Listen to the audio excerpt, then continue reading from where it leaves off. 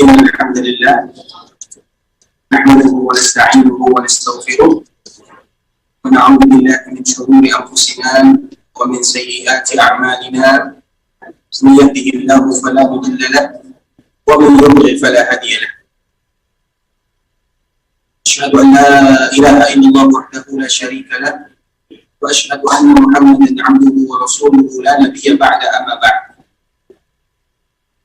يا أيها الذين آمنوا اتقوا الله حق تقاته ولا تموتن إلا وأنتم مسلمون. يا أيها الناس اعبدوا ربكم الذي خلقكم من نفس واحدة وخلق منها زوجها وبث منهما رجالا كثيرا ونساء واتقوا الله الذي تساءلون به والأرحام إن الله كان عليكم رقيبا.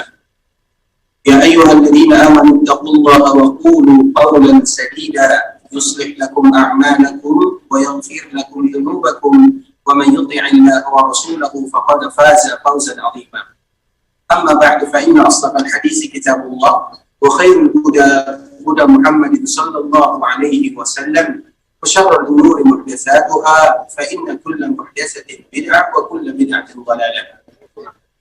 إخوة الإسلام saudara kaum muslimin rahimani wa rahimakumullah. Sebelum kita memulai membacakan sedikit ayat-ayat Allah Subhanahu wa taala dan juga hadis-hadis Rasulullah sallallahu alaihi wasallam sebagaimana yang sering kita ulang, kita ingatkan dari kami pribadi dan juga kita bersama untuk kita tetap menjaga protokol kesehatan, menjaga jarak, memakai masker, karena ini merupakan di antara yang dianjurkan oleh pengurus Masjid Rasulullah SAW. Sehingga jarak harus kita jaga, begitu juga dengan protokol kesehatan yang lainnya. Alhamdulillah, tidak henti-hentinya kita memuji Allah Subhanahu wa taala. Alhamdulillah, kita bersyukur kepada Allah Subhanahu wa taala bisa kembali duduk di masjid yang mulia, Masjid Rasulullah SAW. Allah Subhanahu wa taala memberikan kepada kita hadiah di antara hadiah yang terbesar, menjadi tetangga Rasulullah SAW walaupun hanya beberapa hari saja. Namun kita bangga dan bahagia pernah menjadi tetangga Nabi yang mulia sallallahu alaihi wasallam, dan kita betul-betul berharap kepada Allah Subhanahu wa taala agar Allah menjadikan kita bertetangga dengan Nabi yang mulia di dalam surganya. Karena itu merupakan cita-cita kita bersama. Ketika kita belajar agama Allah Subhanahu wa taala, ketika kita mempelajari sunnah Nabi sallallahu alaihi wasallam, tujuan kita tidak lain tidak bukan adalah mendapatkan syafaat baginda yang mulia sallallahu alaihi wasallam. Tujuan kita adalah bagaimana supaya kita mudah masuk ke dalam surga Allah Subhanahu wa taala. Dan itu merupakan tujuan harapan kita kepada Allah Subhanahu wa taala. Sehingga kita bersyukur kepada Allah Subhanahu wa taala, Allah memberikan dan kembali lagi memberikan kesempatan kepada kita untuk duduk di Masjid Rasulullah SAW, datang ke kota Madinah, sebuah kota yang sangat mulia, memiliki keutamaan yang sangat agung yang disebutkan oleh baginda yang mulia SAW. Di antara salah satunya adalah sebuah hadis yang telah kita bacakan kemarin, Innal imana la ya'rizu ilal Madinah. Sesungguhnya iman akan kembali ke kota Madinah. Jadi iman itu berkumpulnya kembali ke kota Madinah, dan inilah kota Madinah. Dan kita mengetahui kota Madinah di zaman Nabi Sallallahu Alaihi Wasallam, dan ini merupakan di antara keahlian para ahli sejarah. Mereka di dalam merawat peninggalan Nabi Sallallahu Alaihi Wasallam, terutama Masjid Rasulullah Sallallahu Alaihi Wasallam. Luas Masjid Nabawi ini itu adalah kota Madinah di zaman Rasulullah Sallallahu Alaihi Wasallam. Kita lihat sekarang Masjid Nabawi yang diberikan perluasan. Mereka tidak hanya memberikan perluasan begitu saja, namun ternyata ada di sana sejarah yang sangat indah, yaitu Masjid Nabawi yang kita ada di sana sekarang itu merupakan kota Madinah secara umum seluruhnya di zaman Rasulullah SAW, sehingga mereka memilih perluasan Masjid Rasulullah SAW sebesar kota Madinah yang ada di zaman Nabi SAW. Nabi yang mulia SAW menyebutkan, Innal iman la ya'rizu ilal Madinah. Sesungguhnya iman itu akan kembali kepada kota Madinah atau kembali ke kota Madinah. Kama ta'rizul hayyatu ila juhriha. Sebagaimana ular dia pasti akan kembali ke sarangnya. Intinya apa? Bahwa keimanan itu ada di kota Madinah. Kota Madinah itu adalah kota yang spesial, kota nomor 2 yang dicintai Nabi yang mulia setelah Makkah Al-Mukarramah.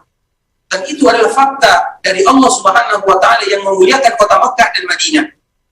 Makanya Rasulullah SAW menyebutkan di antara salah satu keutamaan kota Madinah bahwa iman akan kembali ke sana. Apa maknanya? Di antara salah satu makna iman itu akan kembali ke kota Madinah, bahwa tidak satupun yang datang ke kota Madinah, baik mereka yang ingin tinggal di sana, ataupun mereka yang ingin berziarah ke sana, ataupun mereka, intinya mereka yang datang ke kota Madinah, pasti yang mendorong mereka adalah iman. Tidak ada orang yang datang ke kota Madinah kecuali ada tarikan daya iman yang sangat kuat di dalam hatinya. Sehingga dengan demikian kita bersyukur kepada Allah Subhanahu wa Ta'ala. Semoga kita termasuk di antara mereka yang betul-betul ada iman yang kuat di dalam dadanya, sehingga dengan keimanan tersebut mendorong kita untuk datang ke kota Rasulullah SAW. Sehingga apabila orang beriman yang kuat keimanannya dari seluruh penjuru dunia datang, dari sini datang, dari sana datang, mulai dari Andalusia sampai Indonesia, semuanya datang ke kota Madinah, dari timur sampai barat, dari mana saja, sehingga mereka berkumpul di kota Madinah, dan yang mengumpulkan mereka di kota Madinah tersebut adalah iman yang ada di dalam dada mereka. Oleh karenanya kita senantiasa bersyukur kepada Allah Subhanahu wa Ta'ala. Kita ingat selalu nikmat tersebut, dan semoga kita betul-betul menjadi hamba-hamba Allah Subhanahu wa Ta'ala yang memiliki keimanan yang kuat. Kemudian salawat beriringkan salam semoga tetap tercurahkan ke baginda Rasulullah SAW, Rasul yang mulia, junjungan kita bersama, Rasulullah SAW yang sangat sayang, berkorban siang dan malam. Semuanya adalah untuk kita sebagai umatnya.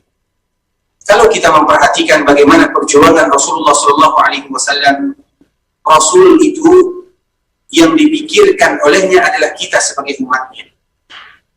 Di antara salah satunya adalah hadis yang sangat mulia, yang harus kita ingat betapa sayang Rasulullah SAW kepada kita bersama.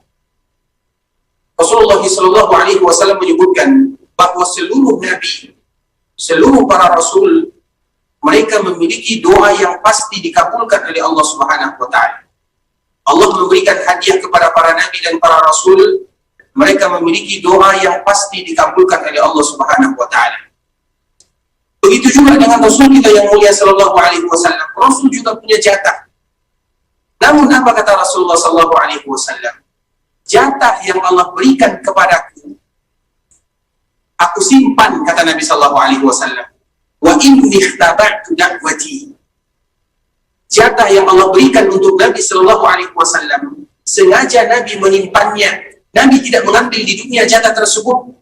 Kita lihat nabi-nabi yang lainnya, mereka berdoa kepada Allah Subhanahu wa Ta'ala, Allah kabulkan doa dan permintaan mereka. Kecuali Rasulullah Sallallahu Alaihi Wasallam. Apa kata Rasulullah Sallallahu Alaihi Wasallam? Sedangkan doa atau jatah yang Allah berikan kepadaku untuk dikabulkan permintaanku, aku sengaja menyimpannya untuk akhirat kelak. Kenapa Nabi menyimpan? Li ummati. Yang mana doa tersebut semuanya akan dihadiahkan oleh Rasulullah SAW untuk kita sebagai umatnya. Nabi SAW kalau seandainya berdoa, ya Allah, berikan kepadaku kelapangan di dunia, rumah yang mewah, harta yang berlimpah, mudah bagi Allah Subhanahu wa Ta'ala untuk mengabulkan. Namun kita lihat rumah Nabi SAW. Ketika kita melihat sejarah bagaimana rumah Nabi itu 2 kali 3. Tidak ada yang lebih daripada 2 kali 4 rumah Nabi dan rumah istri Nabi SAW. Makanya kita lihat kalau ada pameran yang sudah dibuka, ada bagian contoh rumah Nabi Sallallahu Alaihi Wasallam. Di samping kiri Masjid Nabawi ada rumah Aisyah radhiyallahu taala anha. Kemudian di bawahnya ada rumah Fatimah, anak putri Nabi tercinta radhiyallahu taala anha. Begitu selanjutnya istri Nabi Sallallahu Alaihi Wasallam. Berapa besar rumah Nabi? 2 kali 4. Kalau kita 2 kali 4, apa yang bisa kita lakukan di dalamnya?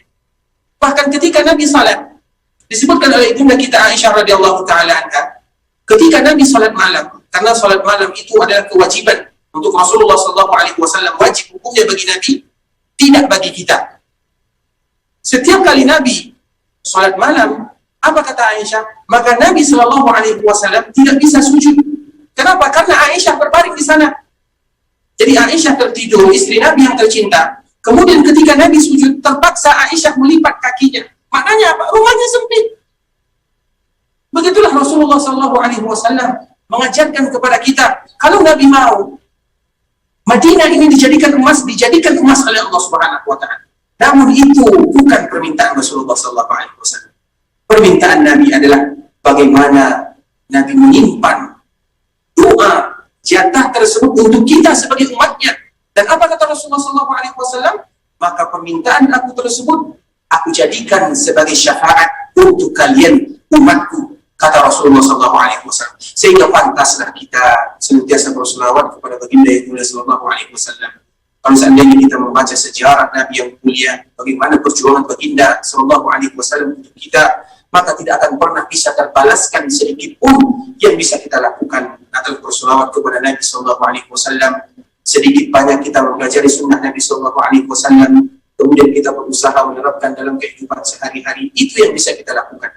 Allahumma salli ala Muhammad wa ala ali Muhammad kama sallaita ala Ibrahim wa ala ali Ibrahim innaka Hamidum Majid. Allahumma barik ala Muhammad wa ala ali Muhammad kama barakta ala Ibrahim wa ala ali Ibrahim innaka Hamidum Majid. Ikhwatul Islam, para jamaah rahimani wa rahimakumullah, kita akan melanjutkan pembahasan kita yang sebelumnya, masih berkaitan tentang masalah ibadah. Karena kita statusnya tidak lebih daripada hamba. Status kita semua adalah hamba. Dan kita tahu konsekuensi seorang hamba adalah patuh kepada majikannya. Sedangkan kita adalah hamba Allah Subhanahu wa Ta'ala. Intinya apa? Berarti kita harus patuh, tunduk kepada Allah Subhanahu wa Ta'ala, berusaha melaksanakan apa yang Allah perintahkan dan meninggalkan apa yang Allah larang kita darinya. Sehingga ayat yang pertama yang Allah perintahkan kepada kita, perintah pertama di dalam Al-Quran adalah firman Allah yang ada di dalam surah Al-Baqarah yang mungkin semua kita hafal. Ya ayyuhan nasu u'budu rabbakum alladhi khalaqakum walladzina min qablikum la'allakum tattaqun. Wahai manusia semuanya, beribadahlah kalian kepada Allah. Karena memang kita diciptakan adalah untuk beribadah. Kita harus mengingatkan satu dengan yang lainnya, bahwa Allah ciptakan kita adalah untuk beribadah kepada Allah Subhanahu wa Ta'ala, dan itu adalah tujuan awal kita diciptakan oleh Allah Subhanahu wa Ta'ala.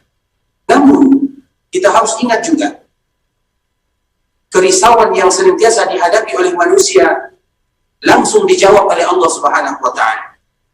Maknanya apa? Mereka yang beribadah kepada Allah Subhanahu wa Ta'ala, tidak pernah Allah akan melalaikan mereka. Sehingga setiap ayat yang berbicara tentang ibadah, maka kalau seandainya kita melihat sambungannya, maka akan mendapatkan peluang yang besar atau akan mendapatkan manfaat yang mulia baik di dunia dan di akhirat. Kita contohkan ayat yang senantiasa kita dengar. Allah Subhanahu wa Ta'ala menyebutkan dalam surah Az-Zariyat, "Wa ma khalaqatul jinna wal insa illa liya'budun." Semua kita hafal. "Wa ma khalaqatul jinna wal insa illa liya'budun." Tidaklah aku ciptakan manusia dan jin kecuali beribadah. Namun coba kita perhatikan ayat yang selanjutnya.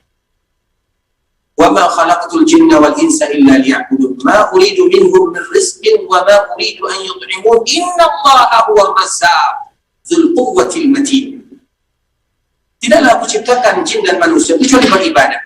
Kemudian Allah menyebutkan, "Ma uridu minhum." Aku tidak menginginkan dari mereka rezeki, tidak menginginkan dari mereka sesuatu apapun. Karena kita yang butuh kepada Allah Subhanahu wa Ta'ala. Allah tidak pernah butuh kepada kita. Kita mau salat, tidak mau salat. Kita mau beribadah, tidak beribadah. Tidak ada pengaruhnya bagi Allah. Pengaruhnya bagi kita. Yang butuh ibadah siapa? Kita. Yang butuh agama siapa? Kita. Yang butuh kepada Allah siapa? Kita. Allah tidak butuh kepada hambanya. Apabila kita sadar yang demikian, berarti kita yang butuh dengan ibadah tersebut. Namun Allah tentunya memberikan pahala yang besar bagi kita dan tidak akan pernah menyia-nyiakan. Apa kata Allah Subhanahu wa Ta'ala? Aku tidak pernah menginginkan dari mereka apapun. Kemudian, innallaha huwar razzaq. Allah lah yang maha memberi rezeki. Seolah-olah apa maknanya? Jangan pernah kalian mempertentangkan antara ibadah dengan rezeki. Karena seolah-olah nanti kalau Allah menciptakan kita untuk ibadah, bagaimana kita hidup? Bagaimana kita makan? Bagaimana kita ini? Bagaimana kita itu? Jangan pernah, karena Allah menggabungkan setiap ayat yang berbicara tentang ibadah, Allah ikutkan setelahnya masalah rezeki. Karena yang paling ditakutkan oleh manusia adalah masalah rezeki, masalah kehidupan, masalah maisha. Sehingga Allah menyebutkan, kalau kalian beribadah, tidak akan pernah kurang rezeki kalian. Bahkan sebaliknya, dengan ibadah tersebutlah memberikan keberkahan, memberikan penambahan, memberikan kemudahan di dalam rezeki kita. Bahkan di dalam ayat yang lain, kita contohkan di akhir surat Taha. Apa kata Allah Subhanahu wa Ta'ala? Wa'mur ahlaka bis-salah wastabir 'alaiha. La nas'aluka rizqa, nahnu narzuquka wal 'aqibatu lit-taqwa. Allah Subhanahu wa Ta'ala menyebutkan, perintahkan keluargamu untuk melaksanakan ibadah salat. Kita tahu ibadah salat adalah perkara yang paling penting setelah syahadat. Kemudian ketika kalian memerintahkan diri kalian, keluarga kalian untuk melaksanakan ibadah salat tersebut, bukan hanya sekedar memerintahkan begitu saja, tidak. Namun kalian harus sabar di sana sampai mereka betul-betul beribadah kepada Allah.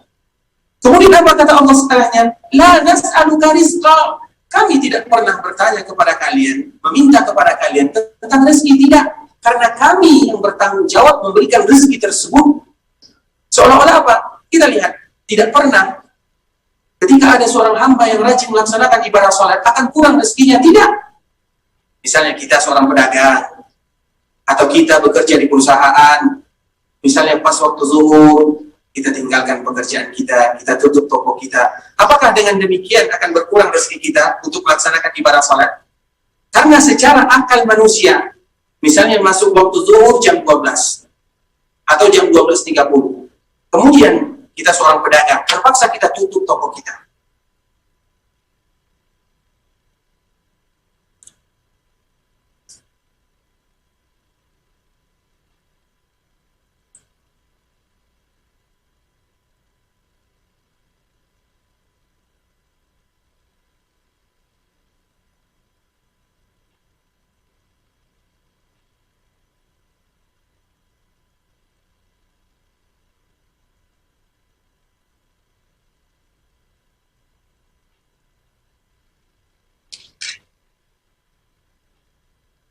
Kita ulang lagi ikhwatul Islam rahimani wa rahimakumullah. Seperti misalnya kita ibarat seorang pedagang, masuk waktu zuhur kita tutup dulu toko kita. Berapa waktu kita secara akal manusia hilang waktu kita? Berapa pelanggan kita hilang atau tidak datang ke toko kita misalnya? Namun apakah demikian? Itu matematika kita, bukan matematika Allah Subhanahu wa Ta'ala. Karena perhitungan kita berbeda dengan perhitungan Allah Subhanahu wa Ta'ala. Setiap mereka yang beribadah kepada Allah tidak akan pernah kurang rezekinya, kehidupannya. Bahkan mereka yang beribadah itulah dijanjikan oleh Allah Subhanahu wa Ta'ala dengan keberkahan. Sehingga kita kembalikan lagi, untuk apa Allah menciptakan kita? Yaitu untuk beribadah. Semua tingkah laku kita, kegiatan kita, kita jadikan penopang, penolong untuk ibadah kepada Allah Subhanahu wa Ta'ala dan mentauhidkan Allah Subhanahu wa Ta'ala dengan sebenar-benarnya. Kemudian kita akan membacakan sedikit firman Allah Subhanahu wa Ta'ala. Apa faedah, manfaat bagi mereka yang betul-betul beribadah kepada Allah Subhanahu wa Ta'ala, terutama mentauhidkan Allah Subhanahu wa Ta'ala. Allah Subhanahu wa Ta'ala menyebutkan di dalam surah Al-An'am, alladzina amanu wa lam yalbisu imanahum bidzulmin ulaika lahumul amnu wa hum muhtadun. Mereka yang betul-betul beriman kepada Allah dan tidak mencampur adukan antara keimanan mereka dengan kezaliman, maka mereka akan mendapatkan kenyamanan dan keamanan, dan merekalah yang akan diberikan petunjuk oleh Allah Subhanahu wa Ta'ala. Maknanya apa? Mereka yang betul-betul beriman, beribadah kepada Allah Subhanahu wa Ta'ala tanpa mencampurkan ibadah dan keimanan tersebut dengan kezaliman. Kita tahu zalim itu apa? Meletakkan sesuatu bukan pada tempatnya. Allah ciptakan kita untuk beribadah. Kalau seandainya kita lari dari penciptaan kita, berarti seolah-olah kita memposisikan diri kita di selain tempat yang Allah ajarkan dan Allah perintahkan kepada kita. Itu adalah kezaliman. Kezaliman itu banyak macamnya. Pertama, kezaliman kepada Allah Subhanahu wa Ta'ala. Yang kedua, kezaliman terhadap diri sendiri. Dan yang ketiga, kezaliman terhadap saudara kita atau sesama makhluk, baik itu manusia ataupun makhluk Allah yang lainnya. Dan kita tahu Allah mengharamkan sebagaimana yang disebutkan di dalam hadis, inni haramtu dzulma ala nafsi. Aku haramkan kezaliman terhadap diriku. Allah tidak pernah menghalalkan yang namanya kezaliman. Sehingga mereka yang betul-betul melaksanakan perintah Allah Subhanahu wa taala tersebut dengan keimanan, apa hadiah yang diberikan oleh Allah? Ulaika lahumul amnu. Mereka itulah yang akan mendapatkan kenyamanan, ketenangan, kedamaian. Kalau kita ingin tenang, kembali kepada Allah. Tidak mungkin kita mencari ketenangan, kita lari dari Allah Subhanahu wa taala, bahkan kegelisahan yang akan kita dapatkan. Ketenangan, kenyamanan hidup, makanya berbeda ketika kita duduk di masjid membaca Al-Quran atau berdoa kepada Allah Subhanahu wa taala. Berbeda rasanya dengan kita misalnya mencari ketenangan dengan misalnya kumpul bersama kawan-kawan, bercerita. Coba kita rasakan dan kita bandingkan. Karena memang ini merupakan janji Allah Subhanahu wa taala. Dan kemudian di antara tafsir ayat ini, alladzina amanu wa lam yalbisu imanahum bidzulmin. Di antara salah satu tafsirnya, karena semua kita tentunya melakukan kezaliman. Sehingga para sahabat bertanya kepada Nabi, ya Rasulullah, siapa di antara kami yang tidak melakukan kezaliman? Takut nanti kalau kita tidak mendapatkan fadilah dan keutamaan ayat ini. Apa kata Rasulullah SAW? Zulum yang paling zulum itu, kezaliman yang paling nyata adalah kesyirikan. Sebagaimana yang Allah sebutkan dalam surah Luqman, inna syirka la zulmun azim. Sesungguhnya kesyirikan adalah kezaliman yang sangat besar. Kita tahu kesyirikan, mungkin kita mengetahui pembagiannya. Ada para ulama membagi kesyirikan besar, ada kesyirikan kecil. Namun kesyirikan apa saja bentuknya itu adalah dosa besar. Walaupun itu kesyirikan kecil, dibagi besar dengan kecil, dilihat dari kesyirikannya. Namun dilihat dari segi dosanya, dia adalah dosa besar. Dan sehingga kita betul-betul berusaha. Makanya Rasulullah SAW memerintahkan kepada kita setiap hari untuk memperbaharui keimanan. Bagaimana caranya? Karena Nabi juga SAW menyebutkan sesungguhnya iman itu ibarat pakaian, bisa lusuh, bisa rusak, bisa rapuh. Kemudian apa kata Rasulullah SAW? Di antara salah satu solusinya adalah sering-sering mengucapkan la ilaha illallah. Makanya zikir yang paling mulia adalah la ilaha illallah. Bahkan coba kita bayangkan bagaimana Nabi SAW mengajarkan kepada kita, siapa yang mengucapkan la ilaha illallah seolah-olah Allah akan memberikan untuknya satu pohon kurma di surga. Berapa kali kita mengucapkan, begitulah Allah memberikan kepada kita. Sekarang kita di dunia berlomba-lomba mencari kelapa sawit. Tidakkah kita ingin berlomba-lomba mencari kurma yang ada di surga? Mudah bagi kita. La ilaha illallah. Kita berzikir kepada Allah Subhanahu wa taala. Bahkan itu adalah di antara salah satu yang akan memperbaharui keimanan kita. La ilaha illallah. Kemudian kita perhatikan lagi apa kata Rasulullah SAW. Sabda Nabi kita yang mulia. Wa an Ubadah bin Samit radhiyallahu ta'ala anhu qala Rasulullah sallallahu alaihi wasallam, man syahida an la ilaha illallah wahdahu la syarika lah wa anna Muhammadan 'abduhu wa rasuluhu wa anna Isa 'abdullahi wa rasuluhu wa kalimatuhu alqaha ila Maryam wa ruhun minhu wal jannatu haqqun wan naru haqqun adkhalahu Allahu al-jannata ala ma kana min al-amal. Rasulullah SAW menyebutkan dari hadis Ubadah bin Samit radhiyallahu ta'ala. Apa kata Nabi yang mulia SAW? Barang siapa yang menyaksikan atau senantiasa mengucapkan la ilaha illallah, man syahida an la ilaha illallah wahdahu la syarikalah, betul-betul beribadah kepada Allah Subhanahu wa taala. Dan kita harus tahu, sebelumnya atau 2 hari sebelumnya kita telah menjelaskan konsekuensi daripada la ilaha illallah. Kita wajib mengucapkan la ilaha illallah, namun bukan hanya sekedar ucapan. La ilaha illallah itu yang diperintahkan adalah amalannya, aplikasinya dalam kehidupan sehari-hari. La ilaha illallah, banyak orang yang mengucapkan la ilaha illallah dan itu adalah kalimat yang mulia. Namun tidak cukup dengan ucapan saja. Harus ada perbuatan, harus dengan hati semuanya. Sehingga kita kenal kemarin telah kita jelaskan, la ilaha illallah ada rukunnya. Rukunnya apa? 2. Yang pertama an-nafyu, yang kedua al-isbat, yaitu menafikan semua sesembahan selain Allah Subhanahu wa taala. Semuanya yang disembah selain Allah banyak, namun tidak satupun yang berhak di antara mereka disembah. Itu namanya nafi. Kemudian kita isbatkan. Apa isbat itu artinya? Yaitu hanya menetapkan untuk Allah Subhanahu wa taala. Makanya nanti kita akan jelaskan bagaimana Allah mengumpulkan seluruh makhluk dalam kehidupan akhirat, dan bagaimana Allah Subhanahu wa taala berkata kepada semua makhluk, hendaklah kalian mengikuti semua sesembahan kalian. Yang menyembah matahari, ikuti matahari. Yang menyembah rembulan, ikuti rembulan. Yang menyembah api, ikuti api. Yang menyembah hewan, ikuti hewan. Yang menyembah makhluk ini, makhluk itu, silakan ikuti. Yang tersisa adalah mereka yang menyembah Allah Subhanahu wa taala. Sehingga kalimat la ilaha illallah rukunnya an-nafyu wal isbat. Kemudian ada syaratnya. Tidak begitu saja la ilaha illallah cukup demikian, tidak. Ada syaratnya, ada konsekuensinya. Apa syaratnya?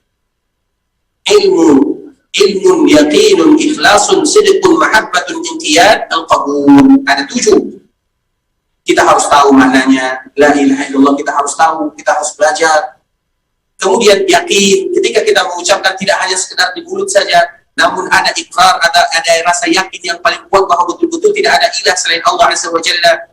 Kemudian ikhlas, kita tidak ada keterpaksaan, betul-betul ikhlas karena Allah, mengharapkan pahala dari Allah. Sedekun, kemudian jujur, kemudian cinta, kemudian inqiyad, betul-betul tunduk dan patuh terhadap konsekuensi la ilaha illallah, apa yang dituntut oleh la ilaha illallah. Kemudian al-qabul, menerima segalanya. Itu yang harus kita lakukan. Nah, apabila mereka melakukan yang demikian, man syahida an la ilaha illallah wahdahu la syarikalah, barang siapa yang betul-betul melaksanakan kalimat ini dengan rukun dan syaratnya, wa anna Muhammadan abduhu wa rasuluh, dan Nabi kita yang mulia adalah hamba Allah dan Rasulnya. Kemudian Nabi Isa, percaya tentang Nabi Isa, bahwa Nabi Isa adalah hamba Allah dan Rasulnya, yang mana Nabi Isa tercipta dari ruh yang telah Allah tiupkan kepada ibunya Maryam alaihissalam. Kemudian percaya tentang yang namanya surga, bahwa kita beramal untuk mendapatkan surga, dan surga itu ada pastinya. Begitu juga dengan neraka. Apa kata Allah? Adkhalahullahu jannah. Inilah hasilnya. Maka mereka akan dimasukkan oleh Allah ke dalam surga ala makana minal amal, yaitu ketika mereka beramal. Tidak cukup hanya meyakini, karena iman tidak terlepas dari 3 konsekuensi. Iman apa? Iman itu yakin. Iman itu apa? Iman itu lisan. Iman itu apa? Iman itu perbuatan. 3 hal yang tidak bisa dipisahkan. Mereka yang beriman kemudian tidak sholat, itu belum dikatakan dengan beriman. Makanya kalau ada yang tidak sholat dan mengatakan iman itu di sini, betul iman itu di sini, namun mana konsekuensinya, mana pengamalannya, mana aplikasinya dalam kehidupan sehari-hari? Sehingga iman itu tidak bisa dipisahkan antara 3 ini. Hati kita, lisan kita, dan perbuatan. Orang yang beriman akan sholat, orang yang beriman akan berpuasa, orang yang beriman akan sedekah. Itu adalah iman yang sebenarnya. Nah, magana alaihi minal amal, antara atau dengan amalan dia ini penyebab, karena kita tidak bisa mengatakan bahwa amal dengan amal kita pasti masuk surga, tidak. Namun itu adalah penyebab, karena amal yang kita lakukan sedikit tidak mungkin bisa dibandingkan dengan hadiah yang terbesar tersebut, itu surga.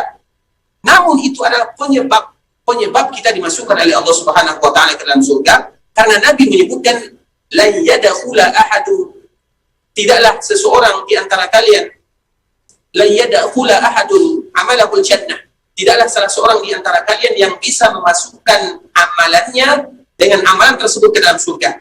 Tapi apa? Karunia Allah, taufik dari Allah Subhanahu wa taala. Namun amal itu adalah penyebab, wasilah setelah taufik dan karunia dari Allah Subhanahu wa taala. Bahkan amal itu sendiri ada taufik dari Allah Subhanahu wa taala.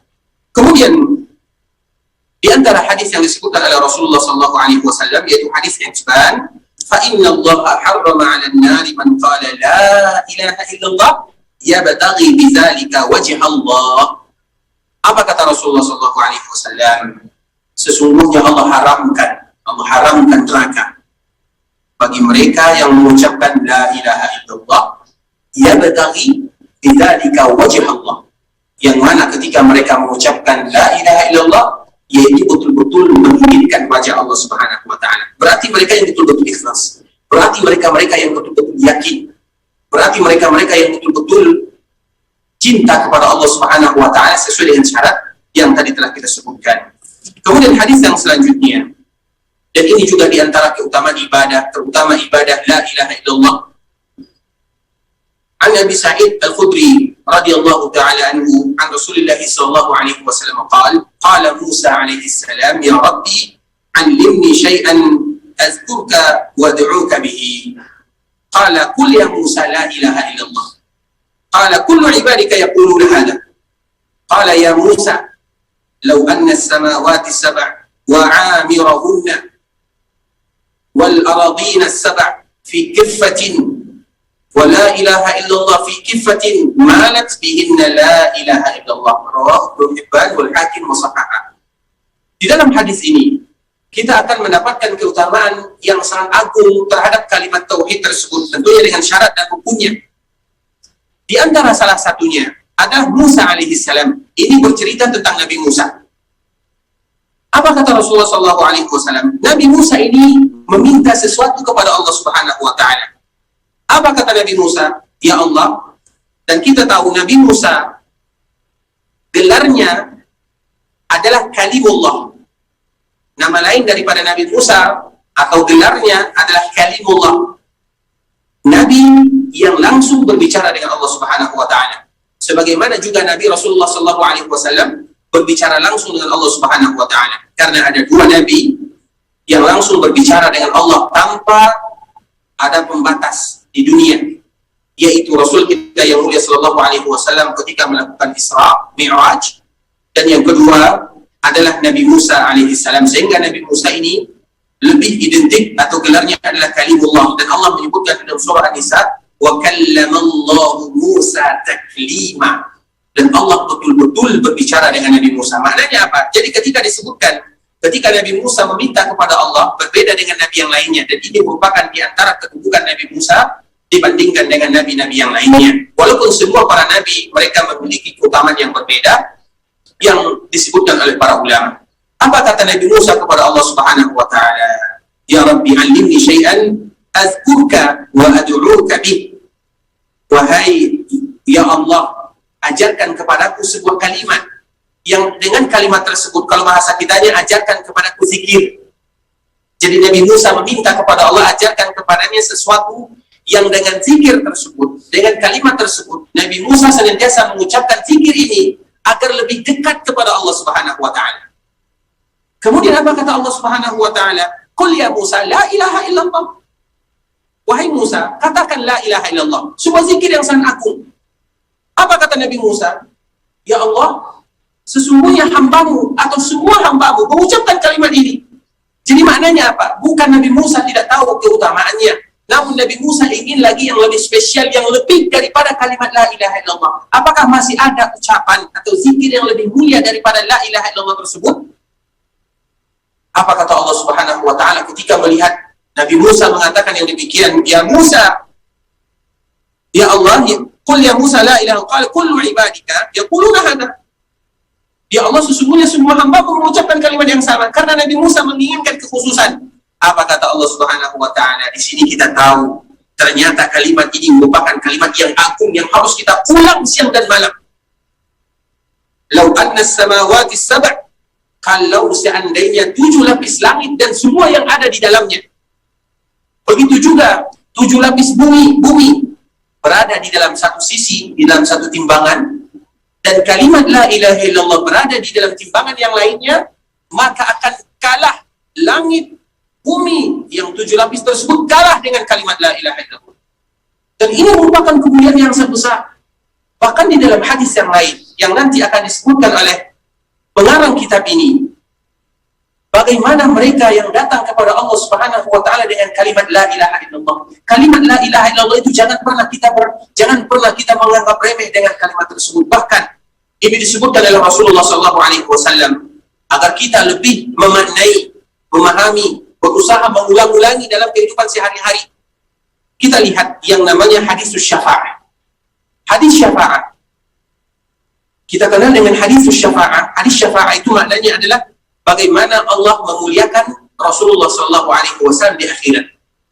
Dan ini sambungan dari muqaddimah yang tadi telah kita bacakan, bahwa Nabi memiliki satu doa yang Nabi simpan untuk kita sebagai umatnya. Tapi bukan semua umat Nabi yang mendapatkan, karena umat Nabi itu terbagi kepada 2. Yang pertama ummatud dakwah, Dan yang kedua, ummatul ijabah. Umat Nabi yang pertama adalah semua kaum muslimin, atau semuanya, semua manusia yang lahir setelah Nabi diutus menjadi Nabi dan menjadi Rasul, yaitu ketika Nabi berumur 40 tahun, diberikan wahyu oleh Allah Subhanahu wa Ta'ala. Semua yang datang setelah Nabi diutus menjadi Nabi dan menjadi Rasul, semuanya disebut dengan ummatul dakwah, yaitu umat yang didakwahi oleh Nabi Sallallahu Alaihi Wasallam, karena memang risalah Rasulullah adalah risalah untuk semua manusia tanpa terkecuali. Berbeda dengan risalah nabi-nabi sebelumnya, itu disebut dengan ummatul dakwah. Dan yang kedua siapa? Ummatul ijabah. Ummatul ijabah itu siapa? Yaitu mereka yang menjawab seruan Nabi, mereka yang beriman kepada Rasulullah SAW. Jadi hadis atau doa yang mendapatkan Nabi mendapatkan jatah doa tersebut khusus bagi mereka ummatul dakwah atau ummatul ijabah. Kemudian hadis ini dinukilkan oleh Imam Bukhari dan Imam Muslim dalam hadis yang sangat panjang sekali, dan ini merupakan kisah yang akan membuat kita semakin takut, yang akan membuat kita semakin dekat kepada Allah, yang akan membuat kita semakin beribadah kepada Allah Subhanahu wa Ta'ala, yang kita kenal dengan hadis syafa'ah, yaitu ketika Allah mengumpulkan semua kita. Allah kumpulkan semuanya dari zaman Nabi Adam sampai umat terakhir. Kemudian setelah Allah kumpulkan yang kita kenal dengan padang mahsyar, atau yang kita kenal dengan mahsyar, maka matahari didekatkan. Matahari didekatkan. Tentunya ketika matahari didekatkan, maka keluar keringat. Keringat tersebut tergantung amalan. Ada yang keringatnya sampai di tumitnya, ada yang sampai di betisnya, ada yang sampai di lututnya, bahkan ada yang sampai di telinganya. Terus manusia berada di dalam kebimbangan, mereka tidak tahu apa yang akan mereka lakukan. Maka ada yang mengatakan, hendaklah kita datang, ayo kita cari ayah kita Adam alaihissalam. Dan kita tahu di padang mahsyar itu bukan 1 hari, bukan 2 hari, bukan 10 hari, bukan 1 tahun, 50.000 tahun lamanya. Dan itu 50.000 tahun hitungan akhirat, bukan hitungan dunia. Jadi perjalanan kita ini adalah perjalanan yang sangat panjang. Kemudian manusia mengatakan, ayo kita cari ayah kita Adam alaihissalam. Kemudian akhirnya mereka mencari Adam. Dan mencari Adam bukan seperti mencari bapak bupati. Butuh waktu yang sangat lama. Karena kita tidak tahu di mana ayah kita Adam alaihissalam. Bertahun-tahun lamanya mencari ayah kita Adam alaihissalam.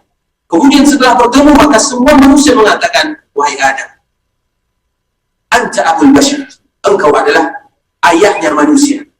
Khalaqaqallahu biyadih, Allah menciptakan engkau langsung dengan tangan Allah Subhanahu wa Ta'ala. Kemudian lihatlah kami, bagaimana keadaan kami. Mintalah tolong kepada Allah Subhanahu wa Ta'ala, berikan kepada kami syafaat.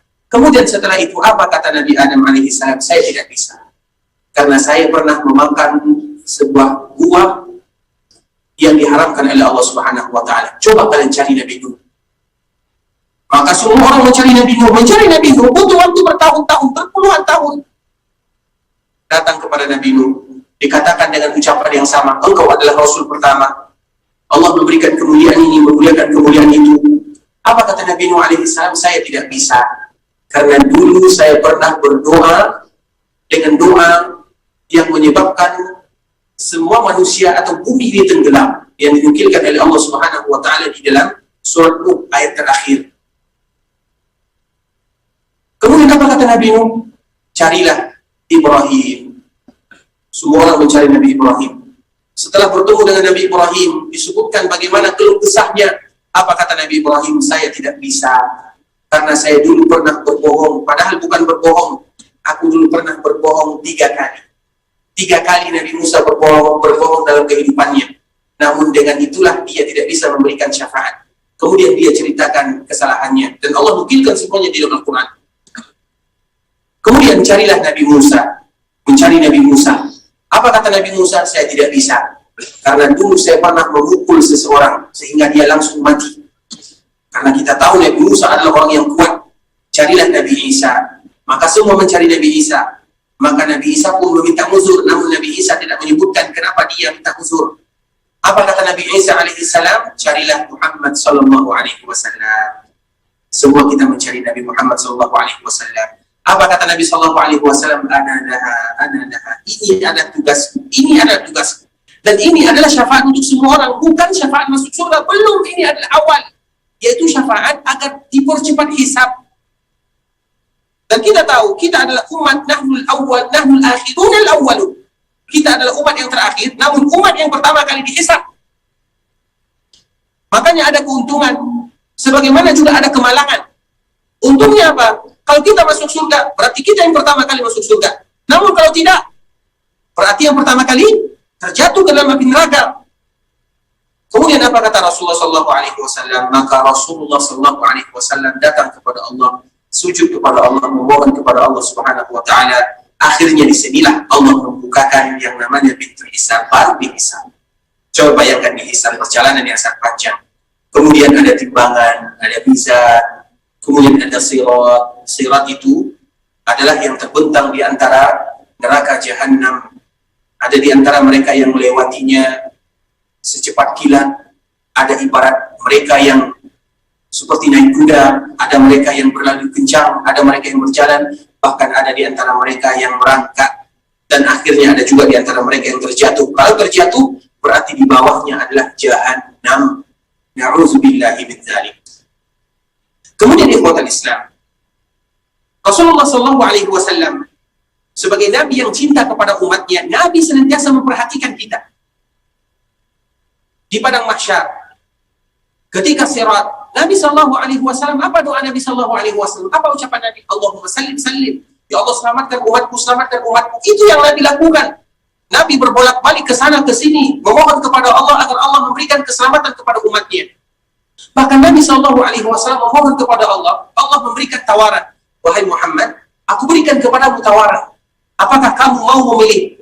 Aku masukkan separuh umatmu ke dalam surga, dan separuh lain tidak. Maka Nabi tidak mau. Karena kalau separuh umat Nabi masuk surga, berarti separuh yang lain masuk neraka. Nabi tidak mau. Nabi ingin kalau semua umatnya itu masuk ke dalam surga. Makanya Nabi menyebutkan kullu ummati yadkhuluna al-jannata illa man aba. Semua umatku akan masuk ke dalam surga kecuali mereka yang malas, yang enggan. Qalu wa man ya'ba ya Rasulullah? Para sahabat bertanya, siapa pula yang enggan? Memang secara lisan tidak ada di antara kita yang enggan, namun secara perbuatan banyak. Man ata'ani dakhala al-jannah wa man asani faqad aba. Barang siapa yang taat kepadaku masuk surga, namun barang siapa yang enggan, maka tidak, maka mereka lah yang segan, yang enggan masuk surga. Makanya kenapa kita wajib belajar tentang Nabi, sejarah Nabi, sunnah Nabi, supaya kita termasuk ke dalam mereka yang direkomendasi masuk surga oleh Nabi, supaya kita tidak termasuk ke dalam umat yang enggan. Nah, Nabi SAW ketika melihat umatnya meniti sirat, Allahumma sallim sallim, ya Allah selamatkan umatku, selamatkan umatku. Namun ada sebagian umat Nabi yang terjatuh ke dalam api neraka. Ada lagi yang mereka masuk ke dalam surga. Kemudian sudah banyak yang masuk ke dalam surga. Nabi tidak berhenti begitu saja. Nabi datang kepada Allah. Nabi sujud kepada Allah Subhanahu Wa Taala. Nabi memohon kepada Allah. Kemudian apa kata Allah Subhanahu Wa Taala? Ya Muhammad, irfa' ra'sak, wasal tuqa, washfa' tushaffa'. Wahai Muhammad, angkat kepala, minta aku akan kabulkan. Berikan syafaat, aku akan memberikan syafaat. Apa kata Nabi SAW? Ya Allah, umatku. Tidak ada lain daripada yang diucapkan Nabi SAW kecuali umatnya. Keluarkan mereka dari api neraka. Ini bagi mereka yang sudah masuk ke dalam api neraka. Apa kata Allah Subhanahu Wa Taala? Ya Muhammad, lihat umatmu. Barang siapa di antara mereka yang memiliki keimanan, dan ini mereka yang sudah mencicipi neraka Allah Subhanahu Wa Taala, sebesar gandum atau ibaratnya sebesar beras, keluarkan mereka dari api neraka. Maka Nabi melihat banyak di antara umat Nabi yang keluar. Kemudian Nabi belum puas, datang lagi kepada Allah Subhanahu Wa Taala, sujud lagi kepada Allah. Nabi memuji dengan pujian yang indah. Maka Allah kembali mengatakan, ya Muhammad, irfa' ra'sak wasatuqa washfa' tushaffa'. Hai Muhammad, angkat kepalamu, minta, aku akan kabulkan, kata Allah. Berikan syafaat, aku akan memberikan syafaat kepadamu. Apa kata Rasul? Umatku ya Allah. Apa kata Allah Subhanahu Wa Taala? Lihat mereka, kalau ada di antara mereka yang di dalam neraka memiliki keimanan separuh daripada yang tadi kita sebutkan, yaitu separuh sebesar beras atau gandum, itu keluar mereka semuanya. Kemudian Nabi datang lagi. Ketika Nabi datang lagi, masih meminta kepada Allah. Kemudian Nabi sujud, memohon kepada Allah. Allah kembali mengatakan, angkat kepalamu ya Muhammad. Minta, aku akan kabulkan. Berikan syafaat, aku akan kabulkan. Aku akan memberikan syafaat. Apa kata Allah Subhanahu wa taala, hai Muhammad, lihat yang ada di dalam neraka yang memiliki keimanan sebesar zarrah. Zarrah itu apa? Zarrah itu adalah ibarat sebesar semut yang berwarna hitam. Kalau masih mereka memiliki keimanan demikian, keluarkan mereka. Kemudian perawi hadis ini berhenti sampai di situ sejenak, karena ketika itu dia sedang berbaring atau ada permasalahan yang dia selesaikan.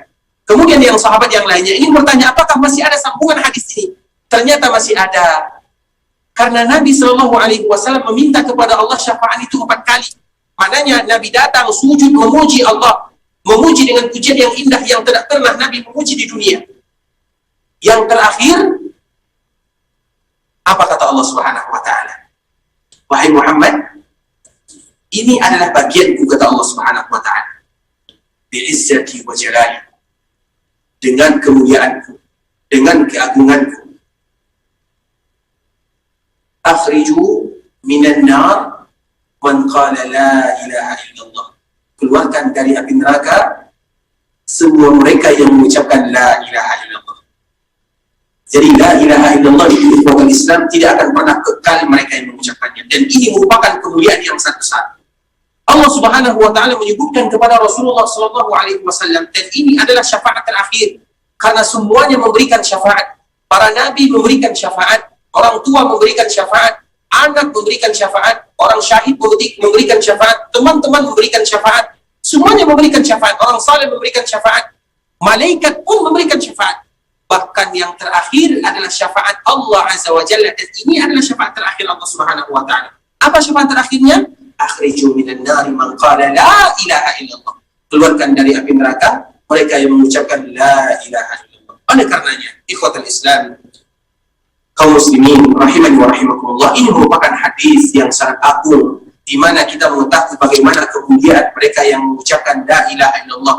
Sehingga di antara salah satu untuk memperbaharui keimanan adalah sering-sering kita mengucapkan, mengulang-ulang la ilaha illallah, sebagaimana tadi yang telah disebutkan oleh Rasulullah SAW tentang kisah Nabi Musa alaihissalam. Bahkan ada juga kisah yang sama dengan kisah Nabi Musa alaihissalam, bahwa la ilaha illallah, namun ingat, la ilaha illallah tidak hanya la ilaha illallah. La ilaha illallah dengan rukunnya, la ilaha illallah dengan syaratnya. Tidak hanya la ilaha illallah begitu saja, namun makana alaihi minal amal, harus juga dibarengi dengan amal sesuai dengan rukunnya, sesuai dengan syaratnya. Siapa tadi yang masih ingat apa syarat la ilaha illallah? Tadi telah kita sebutkan ada syarat la ilaha illallah, ada rukunnya. Pertanyaannya, siapa yang masih ingat apa syaratnya? Siapa yang menjawab angkat tangan? Silakan. Yang pertama Pak, ikhlas. Yang kedua, ada 7 tadi ya Pak ya. Kenapa Pak? Ikhlas. Apalagi? Yakin. Nah ya terus. Cinta terus. Nah Bapak ya, Masya Allah, Tabaraka Rahman, Masya Allah. Kabul ya. Nah ini untuk Bapak ya Pak ya, Masya Allah. Barakallahu fiikum ya Pak ya. Nah, siapa yang bisa mengucapkan secara sempurna tanpa salah 7-7-nya? Ikhlas, yakin, ilmu, jujur, cinta, tunduk, dan menerima. Ada 7. Dan ini dari mana kita dapatkan? Ya dari kita kumpulkan ayat-ayat Allah Subhanahu wa taala dan juga hadis-hadis Nabi sallallahu alaihi wasallam. Ada para ulama menyebutkan ada 7, ada para ulama yang menyebutkan 8. Namun intinya dia adalah syarat. Jadi mengucapkan la ilaha illallah tidak hanya begitu saja. Ada rukunnya. Rukunnya ada 2. Rukunnya mudah, an-nafi wal isbat. Sedangkan syaratnya ilmun, yaqinun, ikhlasun, sidqun, mahabbatun, inqiyadun, qabul. Itu syaratnya. Kemudian hadis ini, ada hadis yang serupa dengan hadis yang disebutkan oleh Rasulullah SAW, yaitu hadis yang berkaitan dengan hadis Nabi Musa ini. Hadis Nabi Musa atau hadis yang berkaitan tentang cerita Nabi Musa. Apa kata Allah Subhanahu wa taala? Kalau seandainya 7 lapis langit dan 7 lapis bumi diletakkan dalam satu timbangan, dan kalimat la ilaha illallah diletakkan dalam timbangan yang lainnya, maka akan berat la ilaha illallah dibandingkan dengan langit dan bumi, atau 7 lapis langit dan 7 lapis bumi tersebut. Dalam hadis yang sama, yang dikenal dengan hadis sahifah, yaitu lembaran. Karena yang ditimbang di akhirat itu semuanya. Dan itu dikembalikan kepada Allah Subhanahu wa taala. Kadang yang ditimbang itu amalannya. Kadang yang ditimbang itu orangnya. Kadang yang ditimbang itu lembaran catatannya. Semuanya bisa ditimbang oleh Allah Subhanahu wa taala. Dan itu dikembalikan kepada Allah, dan semuanya ada dalilnya. Kita contohkan misalnya, apakah ada orang yang ditimbang? Ada. Seperti misalnya hadis Ibnu Mas'ud radhiyallahu taala. Kita tahu itu Abdullah bin Mas'ud, dia memiliki betis yang kecil. Ketika dia pernah naik memanjat pohon kurma, maka tersingkap betisnya dan kelihatan kecil betisnya dibandingkan dengan betis manusia biasa. Sehingga para sahabat mentertawakannya. Apa kata Rasulullah? Jangan kalian tertawakan. Betis Abdullah bin Mas'ud ini lebih berat di sisi Allah Subhanahu wa taala dibandingkan dengan bukit Uhud. Mananya apa? Berarti ditimbang. Dan itu dikembalikan kepada Allah Subhanahu wa taala. Sebagaimana catatan kita juga ditimbang. Makanya apa yang ditimbang? Mizan, yang kita kenal dengan mizan. Semuanya bisa jadi amalan kita, bisa jadi kita itu sendiri, bisa jadi catatan amalan kita. Semuanya bisa ditimbang oleh Allah Subhanahu wa taala. Nah, di dalam hadis ini yang ditimbang adalah catatan amalan, disebut dengan hadis sahifah. Jadi ada orang yang didatangkan kepadanya, dia memiliki 99 catatan yang semuanya adalah dosa, semuanya adalah maksiat. Kemudian terjadilah dialog, dan kita tahu semua kita berbicara dengan Allah Subhanahu wa taala, wa laysa bainahu wa bainahu hijab, yang mana tidak ada perantara kita dengan Allah Subhanahu wa taala. Dan nanti akan kita jelaskan tentang bagaimana kita, karena di akhirat itu ada yang namanya hisab, ada yang namanya arad. Hisab, arad. Hisab itu manhusibah uzib. Barang siapa yang dihisab maka akan diazab. Barang siapa yang sudah dihisab maka pasti diazab. Namun ada namanya arad. Arad itu artinya adalah Allah membacakan semua lembaran catatan kita. Seolah-olah kita menyadari semua, mulai dari kita balik sampai kita wafat dibacakan oleh Allah semuanya. Tidak ada yang bisa kita jawab kecuali kita mengaku, benar ya Allah aku melakukan ini, benar ya Allah aku melakukan ini. Semuanya dibacakan oleh Allah Subhanahu wa taala. La yughadiru saghiratan wa la kabiratan illa ahsaha, sebagaimana Allah menyebutkan dalam surah Al-Kahfi. Tidak satupun amalan yang kecil, apalagi yang besar yang ditinggalkan, kecuali semuanya ada catatan. Kemudian setelah Allah menyebutkan dibongkar semua aib kita, apa kata Allah Subhanahu wa taala? Hari ini aku maafkan kamu. Allahu Akbar. Dan itulah yang kita inginkan semuanya. Itulah yang dinamakan arad, bukan hisab. Karena mereka yang diarad maka masuk ke dalam surga, tapi mereka yang dihisab pasti akan diazab. Oleh karenanya, laki-laki ini kita sebut dengan hadis sahifah.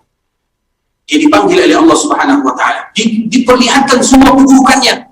Ada 99 keburukannya. Sehingga hamba ini hampir-hampir putus asa. Allah mengatakan, apakah kamu masih memiliki amalan? Tidak ada yang bisa dia jawab, karena semua catatan Allah miliki. Kemudian dia mengatakan, tidak ya Allah. Apa kata Allah Subhanahu wa ta'ala? Hari ini tidak satupun yang terzalimi. Tidak ada satupun kebaikan kecuali pasti diberikan balasan. Sebagaimana tidak ada satupun keburukan kecuali juga diberikan balasan. Kamu memiliki amalan yang indah, yaitu sahifah, yaitu lembaran, catatan amalan. Apa catatan amalannya? Yaitu la ilaha illallah. Ternyata dia memiliki la ilaha illallah. Dia melakukan la ilaha illallah sesuai dengan konsekuensinya, sesuai dengan rukun dan syaratnya. Sehingga ditimbang antara la ilaha illallah yang satu lembaran dengan 99 sijilat tersebut, dengan catatan dosa, kemaksiatan, ini dan itu.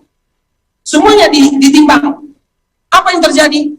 Maka yang berat adalah yang satu lembaran yang di sana tertulis la ilaha illallah.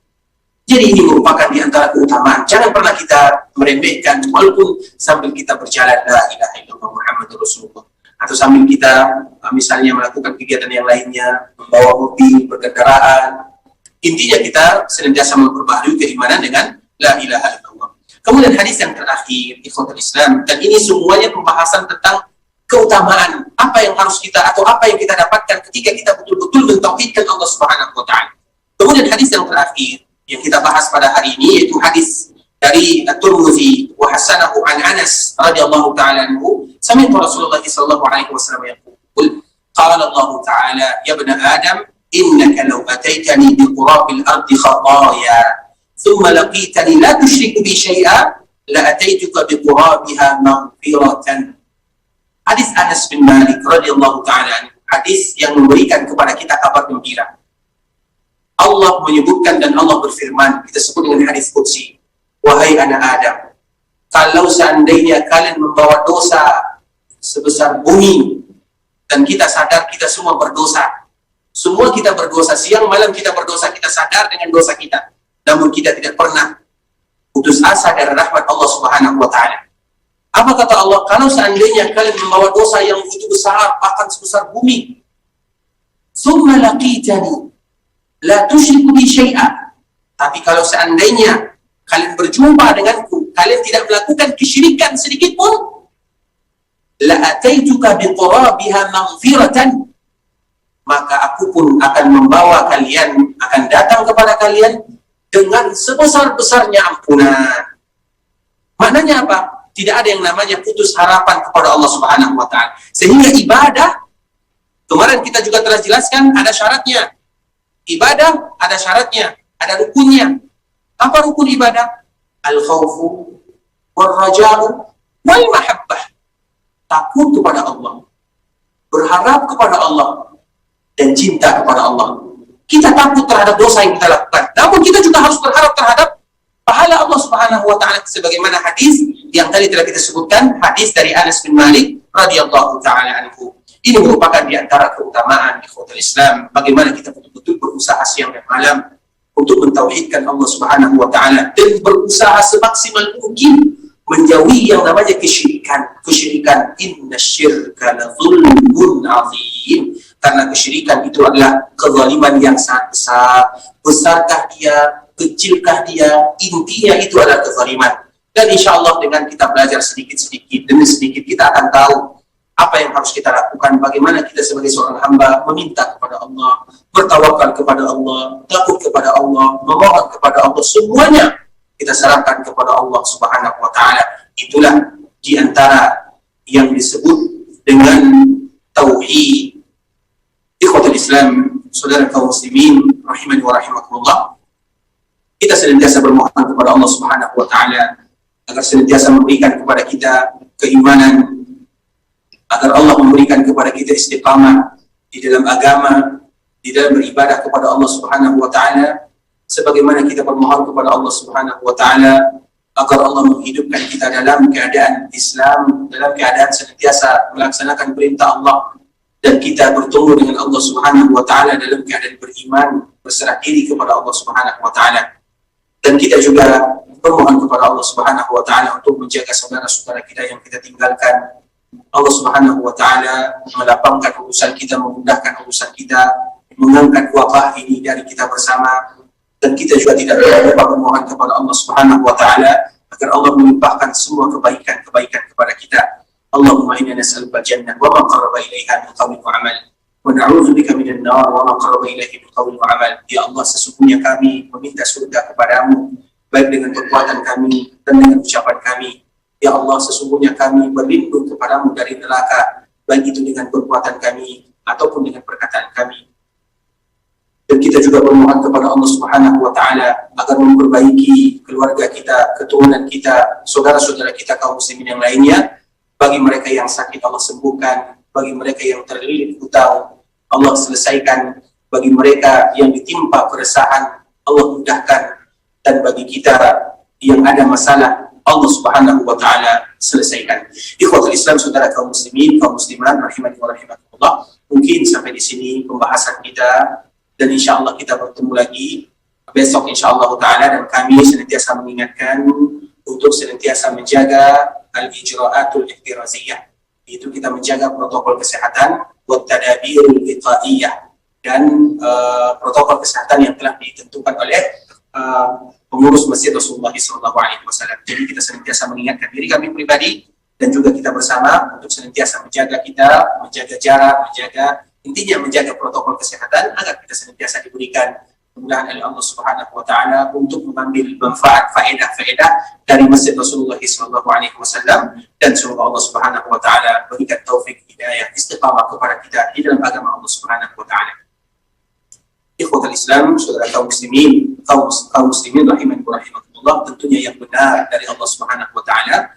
Kalau ada yang salah itu sudah pasti dari kami, karena kesalahan kami, karena kebodohan kami, karena kejahilan kami. Kalau seandainya ada kata-kata yang salah, kata-kata yang silaf, kami mohon maaf. Dan insya Allah semoga Allah memberikan perjumpaan kepada kita besok insya Allah ta'ala. Dan kami mohon maaf karena mungkin kita belum bisa bersalaman. Kita tetap saling mendoakan satu sama lainnya dan demi menjaga protokol. Kami minta izin dan undur diri. Kita tutup dengan doa kafaratul majlis. Subhanallah wa bihamdika.